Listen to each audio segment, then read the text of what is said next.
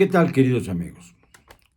Ya sabemos que el señor López Obrador es un violador serial de la Constitución. Es un apodo que le vino como anillo al dedo. Este sí como anillo al dedo, no la pandemia, como él dijo, que nos causó una trágica secuela de muertos y de infectados. Y que no se ha terminado, por cierto, porque allá en China, desgraciadamente, han vuelto a confinar a 9 millones de personas porque apareció una nueva cepa del coronavirus. Así que hay que tener cuidado. No creer en las actitudes optimistas del doctor Muerte López Gatell y mucho menos de las falacias mañaneras, mentirosas, claro, de López Obrador. Esto es como principio de cuentas. Pero vi ayer un video que me pareció importante recalcar el día de hoy.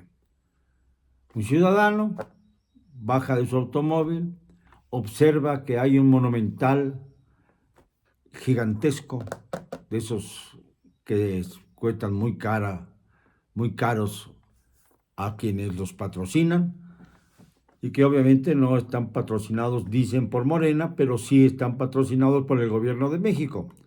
No hay ningún particular que se haya, digamos, puesto en la condición de ser financiador de López Obrador. Hasta este momento no hay. Tiene sus cómplices.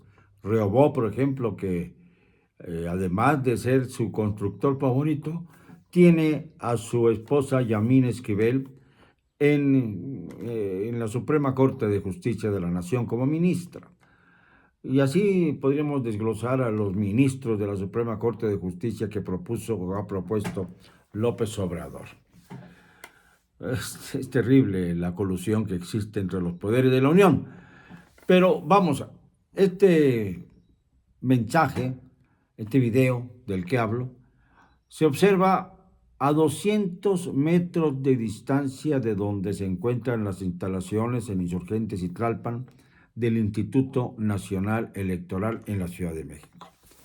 Es una vergonzosa actitud de desafío frente al órgano autónomo que es garantía para los mexicanos de que los sufragios que se emitan durante el proceso de revocación y en las 6 elecciones para los gobiernos estatales que deberán renovarse en este 2022 tengan la suficiente fuerza moral y estadística para evitar las pillerías, los viejos pillajes del moderno PRI, que ahora se llama Morena, algunos le llaman Primor, por la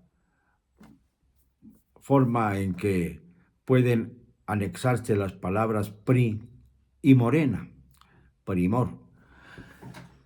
Es lamentable, sí, todo esto, pero esta actitud de soberbia, de colocar precisamente a muy poca distancia de donde está el INE, este letrero ilegal, inconstitucional, ilegítimo, en tiempos de veda electoral, cuando el presidente de la República debiera guardar silencio y no promocionarse a sí mismo. ¿Qué se va a promocionar? ¿Qué no se va a promocionar si de cualquier manera está ahí inaugurando aeropuertos mal terminados, con accesos que se han venido abajo?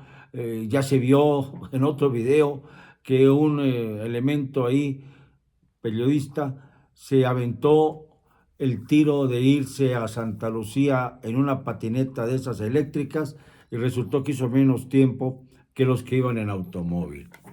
Cosas como esta que dan lugar a risa, como por ejemplo lo que está a punto de inaugurarse el día de mañana en Tlaxcala, nada menos que un torneo de voleibol de playa, en una entidad que está a más de 200 kilómetros de la playa más cercana en Veracruz.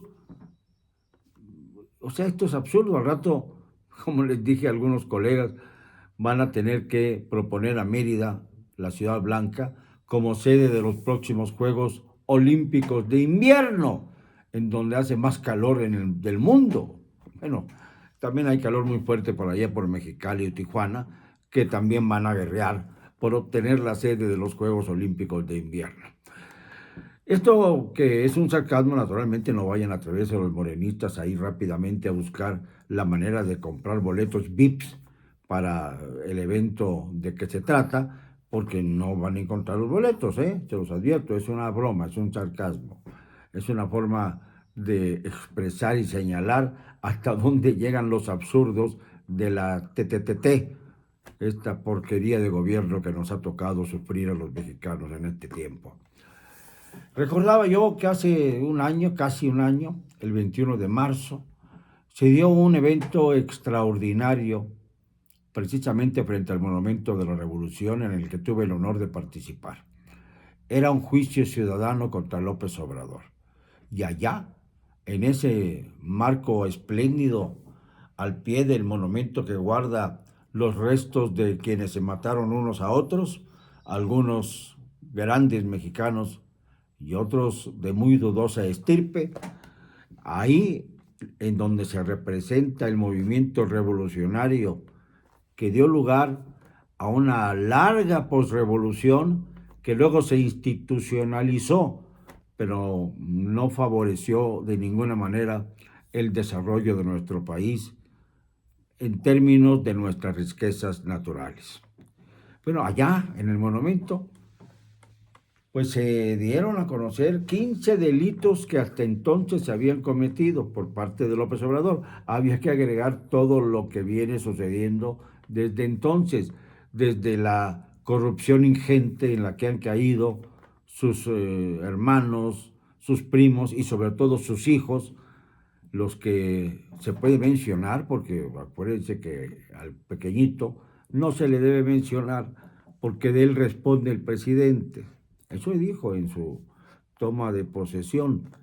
Y transcurridos ya casi 40 meses de su ejercicio presidencial, tenemos a un hombre agazapado, temeroso, que ve cómo las cifras de su popularidad descienden más allá de la media, más abajo de la media, es decir, ya no tiene aquel factuoso 70% de aprobación que dicen que tuvo en algún momento. Yo no lo entiendo, puesto que sería tanto como pensar que se había duplicado o triplicado el número de votantes que obtuvo en 2018, 30 millones, los famosos 30 millones de votos.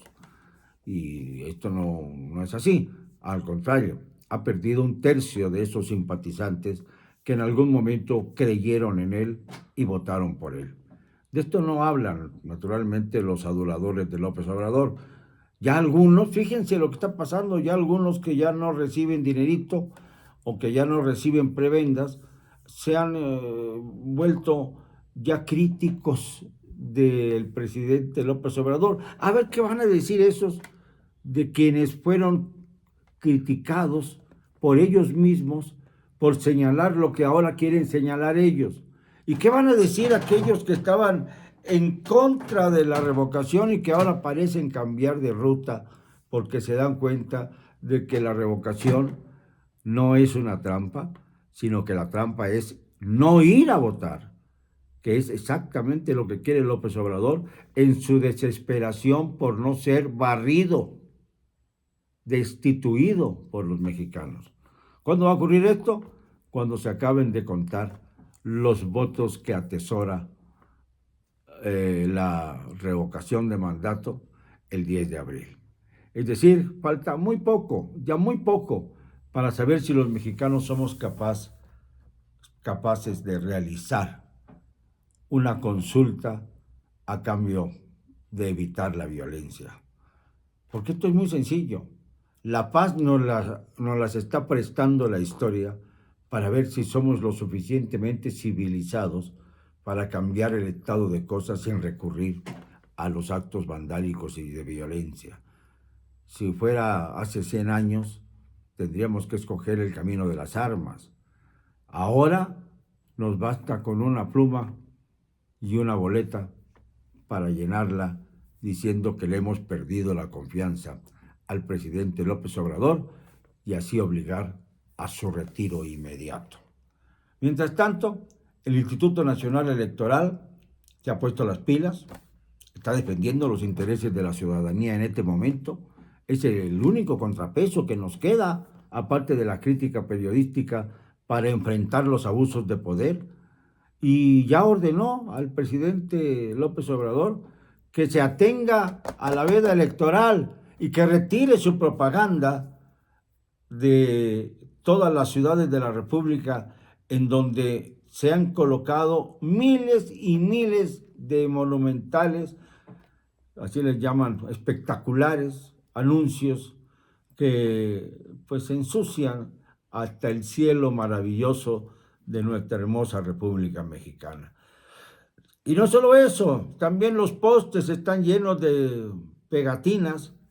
Bueno, han sido más vándalos los que mandó López Obrador a que extendieran su propaganda, como no lo había hecho ningún presidente en la historia, que las mujeres que enfrentaron el 8 de marzo a algunas personas ahí vestidas de granaderos que no les impidieron nada, pero por fortuna en esta ocasión no aparecieron las intrusas, no aparecieron las entrometidas, las que de algún modo tratan de desvirtuar el sentido de una protesta legítima por parte de las mujeres y vandalizan las marchas para, obviamente, intimidar a las mujeres que participan y hacerlas rehenes de una opinión pública contraria a su forma de ser, lo cual es consecuencia precisamente de la intromisión de las personas que